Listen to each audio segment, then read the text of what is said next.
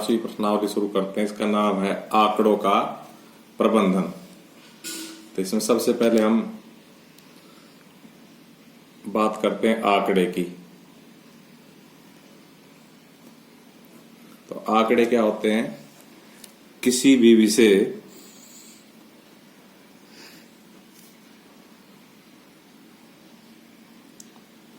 जैसे खिलाड़ी द्वारा बनाए गए रन,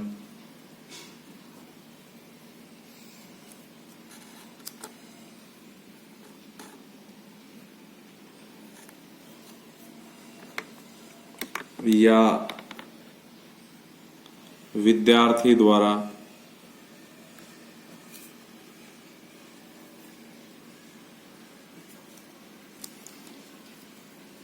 सभी विषयों में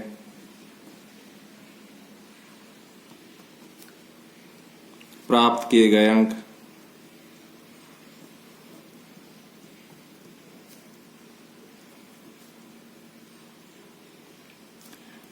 आदि आदि का मतलब इस प्रकार के हम अन्य भी उदाहरण ले सकते हैं, को आंकड़े कहते हैं।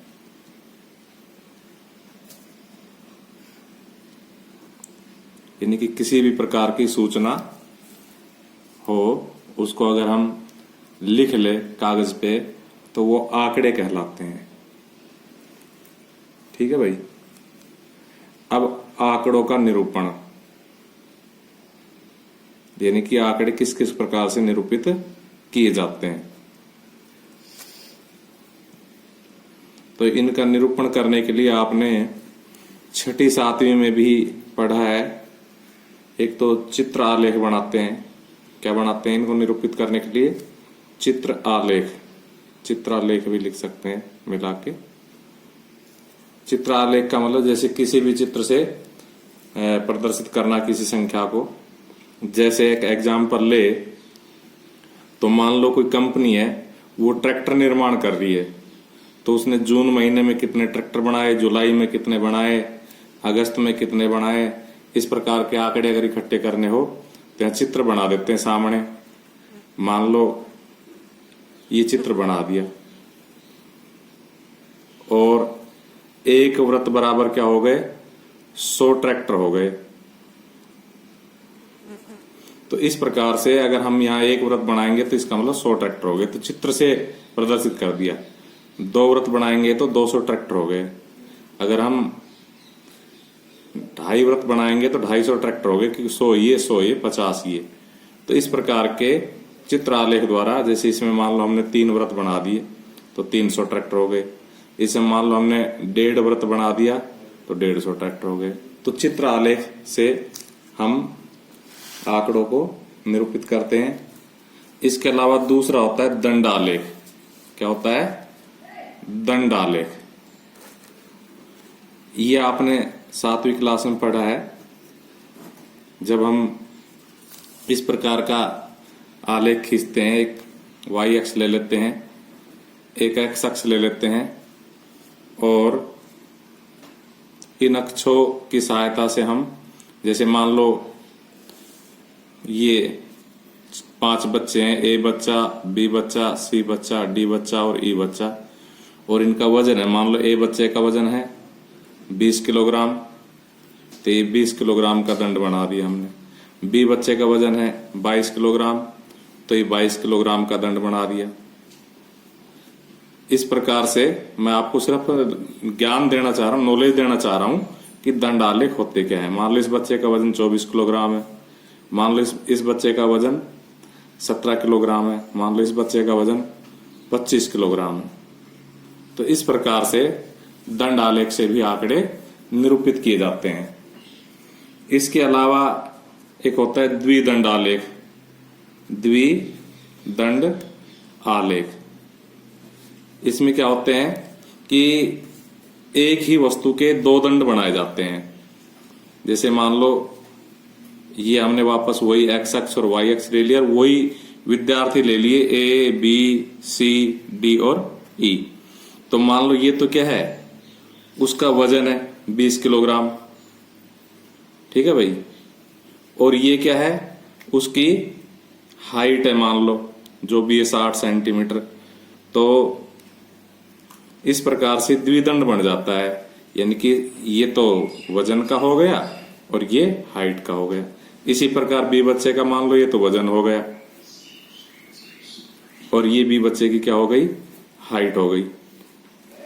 इसी प्रकार से सिक्का ले सकते हैं कि भाई ये वजन हो गया इसका और ये इसकी हाइट हो गई। इसी प्रकार डी का ले सकते हैं, मान लो ये तो इसका वजन हो गया और ये इसकी हाइट हो गई। देखो मैं अंतर कर रहा हूं, हाइट में तिरछे क्रॉस लगा रहा हूं, वजन में बिल्कुल सीधे लगा रहा हूं, तिरछे नहीं कर रहा हूं। इसी प्रकार ये बच्चा है, ये इसका वजन हो गया और ये मान लो इसकी हाइट हो गई। तो इस प्रकार से द्विदंडालेख हो गया। इसके बाद हम चलते आगे आंकड़ों का संगठन, यानी कि आंकड़े किस प्रकार से संगठित किए जाते हैं उसके बारे में बात करेंगे। तो लिखेंगे आंकड़ों का संगठन।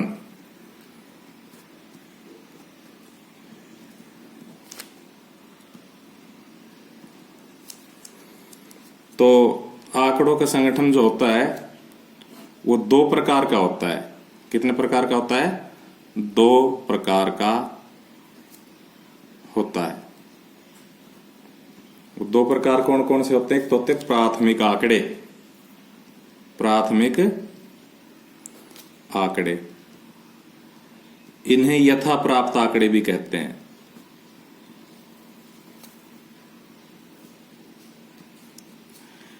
इस प्रकार के आंकड़े जिनको अध्ययनकर्ता खुद इकट्ठा करे, एकत्रित करे, यथा प्राप्त आंकड़े या प्राथमिक आंकड़े कहलाते हैं। जिनको जो भी अध्ययन करता है वो स्वयं इकट्ठे करे। जैसे एक अध्यापक बच्चों के अंक की सूची बनाए तो वो प्राथमिक आंकड़े हो जाते हैं। तो उसके बाद दूसरे हैं द्वितीयक आंकड़े। ये आंकड़े प्राप्त आंकड़ों का ही अध्ययन करने, यानी कि किसी ने आंकड़े प्राप्त कर लिए और उसका कोई दूसरा व्यक्ति अध्ययन करे तो द्वितीयक आंकड़े कहलाएंगे। जैसे टीचर द्वारा जब बच्चों के अंक लिस्ट सूची बनाई गई तो वो टीचर के लिए प्राथमिक आंकड़े हो गए और विद्यालय के प्रधानाचार्य के लिए वही आंकड़े द्वितीयक आंकड़े हो गए।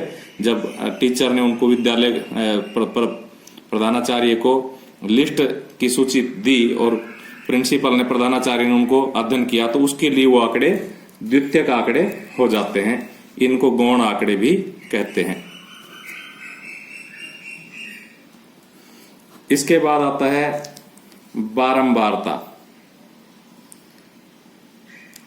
देखो कई बार क्या है, अंक रिपीट हो जाते हैं। जैसे मान लो हमने 50 बच्चों की कक्षा है, उसमें 10 नंबर का टेस्ट लिया तो हो सकता है 15 बच्चों के 10 में से 10 अंक आ गए हो, तो 10 की बारंबारता था, 10 जो अंक था आया था उसकी बारंबारता 15 हो जाती है। अर्थात वो 15 बच्चों के आया, यानी वो 15 बार 15 बार आया। बारंबारता का बार बार आना, तो वो 15 बार आया। तो इस प्रकार से उस अंक 10 की बारंबारता 15 हुई। ऐसे मान लो 9 अंक है, वो 6 बच्चों को आए तो 9 की बारंबारता कितनी हो गई? 6 हो गई। तो इस प्रकार से इसकी परिभाषा क्या बन जाएगी? किसी राशि का मान, यहां राशि का मतलब जैसे 10 अंक 9 अंक अभी मैंने बताया एग्जाम्पल, राशि का मान आंकड़ों में जितनी बार आए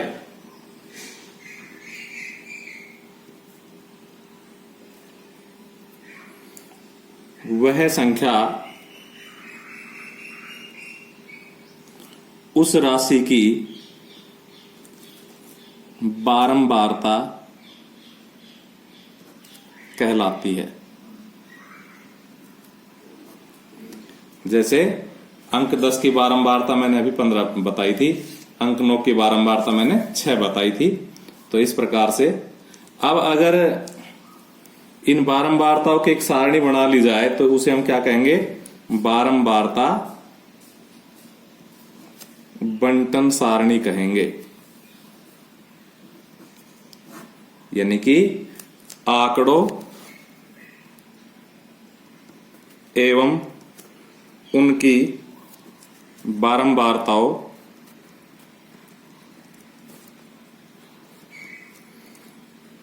को सारणीबद्ध कर दे, पर जो सारणी प्राप्त हो, पर प्राप्त सारणी को बारंबारता बंटन सारणी कहते हैं।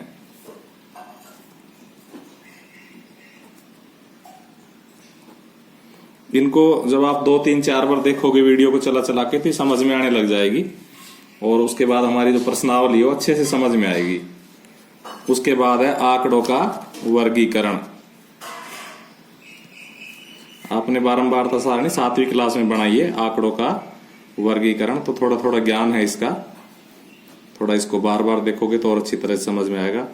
तो आंकड़ों का वर्गीकरण का मतलब, जैसे हम आंकड़ों का समूह बनाते कि मान लो हमने 100 नंबर का टेस्ट लिया हो बच्चों का, तो 0 से 10 अंक तक के लेने वाले बच्चों को एक समूह में रख दे, 10 अंक से 20 अंक तक लेने वाले बच्चों को का अलग समूह बना दे, और 20 अंक से 30 अंक ऐसे हम 100 तक चले जाए, तो ये क्या हो जाएगा, ये आंकड़ों का वर्गीकरण हो जाएगा।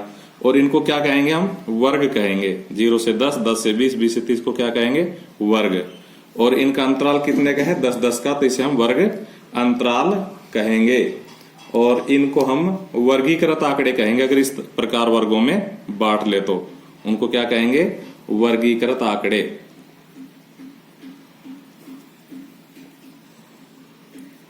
ठीक है। और अगर किसी भी वर्ग की बात करी जाए तो ये इसकी निम्न सीमा कहलाती है। जैसे इसमें 10 है वो निम्न सीमा है, और 20 है वो उच्च सीमा है। ये इस वर्ग की उच्च सीमा, लेकिन 20 अगले वर्ग की क्या हो जाएगी, निम्न सीमा हो जाएगी। तो एक वर्ग की बात हमें करनी है, और इन अगर दोनों सीमाओं का अंतर कर दे, यानी कि उच्च सीमा में से निम्न सीमा घटा दे, तो हमें क्या प्राप्त हो जाता है, वर्ग अंतराल प्राप्त हो जाता है। इस प्रकार से हमारे जो आलेख है वो भी 2 प्रकार के होते हैं, जैसा कि मैंने थोड़ी देर पहले भी बताया है। एक तो दंड आलेख और एक आयत आलेख, आयत चित्र। इनमें क्या अंतर है थोड़ा सा ही समझ लो। आपने देखा, मैंने अभी पीछे आपको बताया कि दंड आलेख में ABCDE इस प्रकार के होते हैं। ठीक है भाई, यानी कि बच्चों के नाम या कोई और वस्तु, यानी कि वस्तुएं हो सकती है वो, और वो तो बनेगा दंड आलेख।